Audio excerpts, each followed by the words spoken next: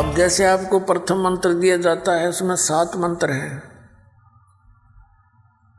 उस 7 मंत्रों में से फर्स्ट एंड लास्ट ये तो परमात्मा का है, परम अक्षर ब्रह्म का। और बीच में जो मंत्र हैं वो आपको इन जो यहाँ के मुखिया हैं, प्रधान हैं, इन प्रधानों के 5 प्रधानों के हैं। गुरु ग्रंथ साहिब में भी ये 5 प्रधानों की जानकारी है कि ये 5 प्रधान हैं, इनके 5 शब्द हैं, मंत्र हैं, लेकिन वो गुप्त रखे हुए। तो ये मंत्र दिए जाते हैं, ये इनकी पूजा नहीं है। पूजा तो हमने उस परमात्मा की करनी है जो हमें सर्व सुख देगा। जा जाने के बाद फिर कभी संसार में नहीं आएंगे। हमने वो स्थान प्राप्त करना है, वो मालिक प्राप्त करना है। जैसे कल भी उदाहरण दिया था, जैसे हैंड पंप लगाने का उद्देश्य क्या है?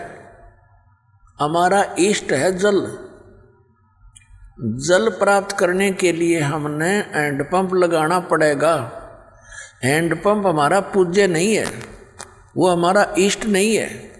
हमारा जो लक्ष्य है वो जल प्राप्त करना है, वो हमारा इष्ट है।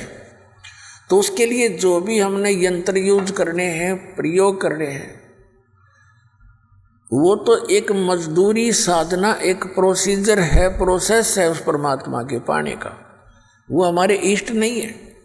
तो इसी प्रकार ये जो मंत्र हम जाप करते हैं, कई तो ये कहते हैं बोली आत्मा कि महाराज जी सत्संग में तो कहते हैं परमात्मा कबीर साहब के अतिरिक्त किसकी भक्ति नहीं करनी चाहिए, किसी की पूजा नहीं करनी चाहिए। और इधर आते हैं तो नाम देते हैं शुरुआत में वही 5 इन्हीं के। तो पुण्यात्मा यहाँ विवेक से काम लेना पड़ेगा, इतना एकदम रिजेक्ट ना करना इस मार्ग को, क्योंकि ये मार्ग आपने कभी सुना न देखा। अब हम यहाँ रह रहे हैं, एक सह परिवार में रह रहे हैं। ये समझो जैसे एक लड़की अपने ससुराल में और ज्वाइंट फैमिली में रह रही है, उसमें जेठ जेठानी है, देवर देवरानी भी है, सास और ससुर ननद भी है। अब वो सबका सत्कार करती है, आदर करती है, और सभी जो काम जैसा उसकी ड्यूटी होती है प्रत्येक की आज्ञा का पालन करती हुई वो सब कार्य करती है। वो आदर सबका करती है, सत्कार सभी का करती है यथोचित, लेकिन वो पूजा अपने पति की ही करती है। उसकी आस्था अपने पति में ही रहती है। भले ही परिवार में रहते हुए वो ऊपर से ये विशेष दिखावा नहीं करती, लेकिन फिर भी उसके हृदय में जगह जो अपने पति की है, एक पति भर्ता बेटी की, अन्य में नहीं हो सकती।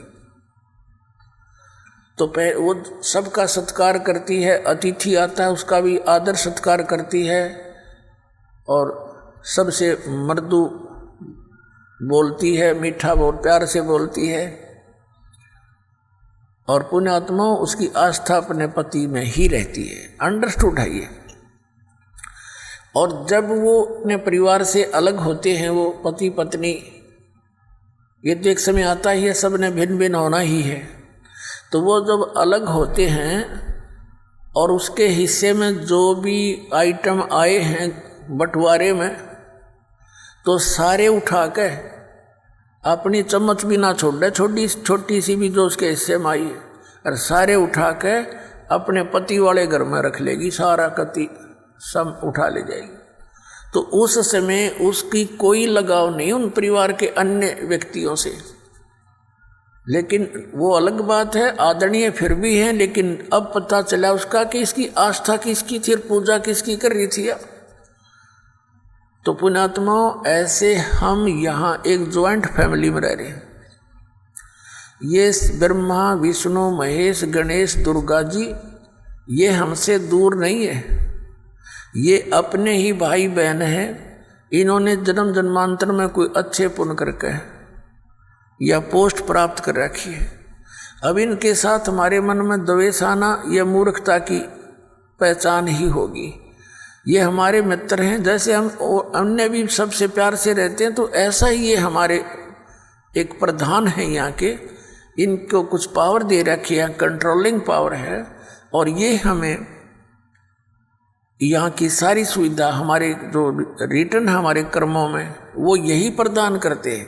तो इसलिए इनकी ये पूजा नहीं है, ये ज्वाइंट फैमिली में हम अपनी मजदूरी कर रहे हैं।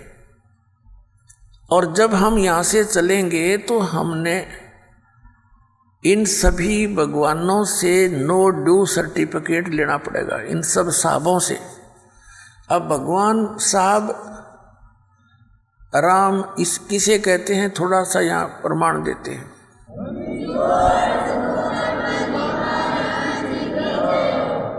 जैसे एक तहसीलदार है, उसको भी साहब कहते हैं, और एसडीएम को भी साहब कहते हैं, और डीसी को भी साहब बोलते हैं, कमिश्नर भी साहब कहलाता है, मंत्री जी को भी साहब कहते हैं, मुख्यमंत्री जी को भी साहब कहते हैं, और प्रधानमंत्री जी को भी साहब कहते हैं, राष्ट्रपति जी को भी साहब कहते हैं। ये सभी साहब से ही जाने जाते हैं। लेकिन इन साहबों की शक्ति में दिन और रात का अंतर होता है। रियल में साहब कौन है? हमारे देश का राष्ट्रपति, वो वास्तव में वो साहब है, यानी सबका मालिक है। तो ऐसे ही ये अन्य जितने भी पद पोस्ट हैं, श्री गणेश जी का, श्री विष्णु जी का, श्री ब्रह्मा जी, श्री शिव जी, दुर्गा जी का, श्री दुर्गा जी देवी का, और ब्रह्म का, ये भी भगवान साहब कहलाते हैं। पर इनकी इस प्रकार इसकी तुलना कर लेना कि ये कितने साहब हैं। श्री ब्रह्मा जी रजोगुण विभाग के मंत्री एक ब्रह्मांड में, श्री विष्णु जी सतोगुण विभाग के मंत्री इस एक ब्रह्मांड में, और 3 लोकों पर इनकी ये सत्ता है, ये विभागीय मंत्री है। और तमोगुण विभाग के भगवान शंकर जी। तो ये तो केवल एक ब्रह्मांड में और 3 लोकों पर मालिक है, वो भी एक विभाग के। और इनका पिता जो है वो 21 ब्रह्मांड के अंदर एज ए चीफ मिनिस्टर काम करता है, ये समझ लो। तो ये ब्रह्म जो है ये केवल 21 ब्रह्मांड का साहब है। गीता जी अध्याय नंबर 15 के श्लोक नंबर 16 और 17 में 3 पुरुष हैं। 3 पुरुष माने प्रभु। एक सरपुरुष तो ये ब्रह्म है, ज्योति निरंजन, जिसके 21 ब्रह्मांड है। और अक्षर पुरुष है जिसके 7 शंख ब्रह्मांड है, जिसको परब्रह्म भी कहते हैं। संतों की वाणी में पार ब्रह्म है। वो पार ब्रह्म जो है वो इस परब्रह्म से अन्य है, वो पार ब्रह्म अलग है। एक तो परब्रह्म, जैसे ब्रह्म से नेक्स्ट पर दूसरा, और एक पार यानी सबसे ऊपर का। वो गीता जी अध्याय नंबर 15 के श्लोक नंबर 17 में कहा कि उत्तम पुरुष तु अन्य परमात्मा इति उदाहरत है। ये लोक तरम आविश्य विवर्ती अवैश्वर है। गीता जी अध्याय नंबर 8 के श्लोक नंबर 1 के उत्तर में, गीता अध्याय नंबर 8 के श्लोक 3 में उत्तर देते हुए गीता ज्ञानदाता कहता है वो परम अक्षर ब्रह्म है। तो ये जो अक्षर पुरुष है ये तो 7 शंख ब्रह्मांड, नील पद्म शंख ब्रह्मांड का 7 शंख, इतना साफ है।